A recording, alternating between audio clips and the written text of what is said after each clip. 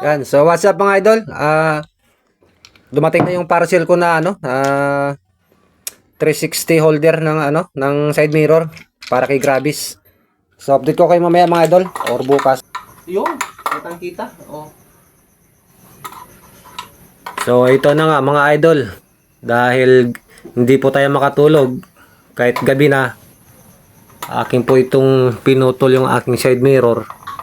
At para po maikabit itong bagong nabili ko na 360 holder para sa kay Gravis. So ayan mga idol, yun ay kinakaping ko po yan.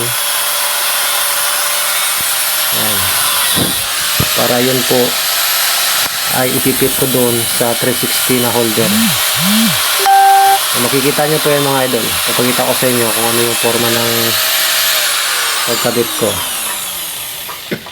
So, abangan nyo mga idol. Papakita ko sa inyo. Putol na. So ayan mga idol, nakikita nyo ayan. Tapos ko nakatingin yung isa. Ayan, ang isa naman nakatingin ko rin yon para magpantay. Ayan.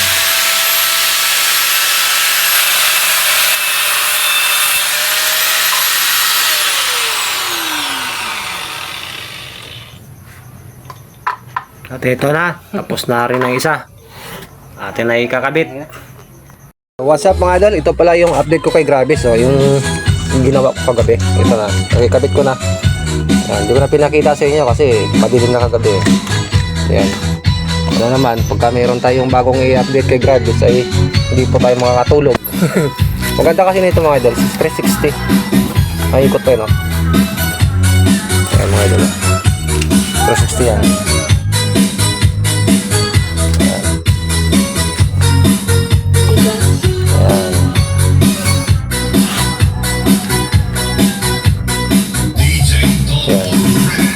So ito naman, alam naman to, gumagalaw to eh. Tapos ito naman, pwede mo siya ibaba.